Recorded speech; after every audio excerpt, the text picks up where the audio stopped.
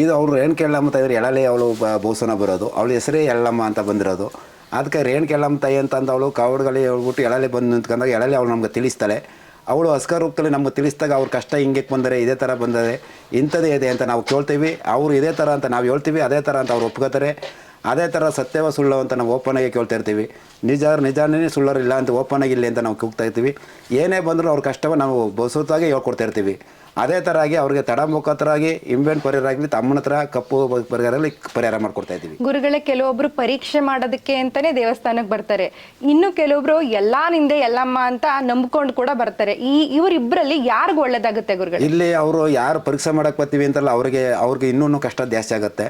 ಯಾರು ಅಮ್ಮನ್ನ ಬೇಡ್ಕೊ ಬರ್ತಾರೆ ಅವ್ರಿಗೆ ಕಷ್ಟನೇ ಒಳ್ಳೆದಾಗಿರುತ್ತೆ.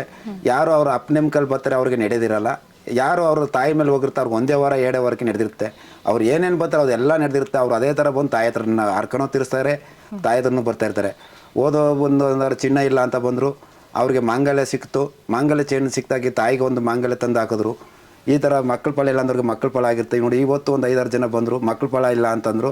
ಈಗ ಓದೋರ ಬಂದು ಆಚೆಗೆಲ್ಲ ಪ್ರಿನ್ಸಿಪಲ್ಸ್ ತಗೊಂಡೋಗಿವ್ರಿಗೆಲ್ಲ ಮಕ್ಕಳು ನಿಂತ ಗುರುಗಳೇ ಅಂತಂದರು. ಈ ಥರ ಸಂತಾನ ಆಗಲಿ, ಇವರು 10 ವರ್ಷ 15 ವರ್ಷ 18 20 ವರ್ಷ ಆಗಿರೋರ್ಗು ಸಂತಾನ ಆಗುತ್ತೆ ಇಲ್ಲಿ.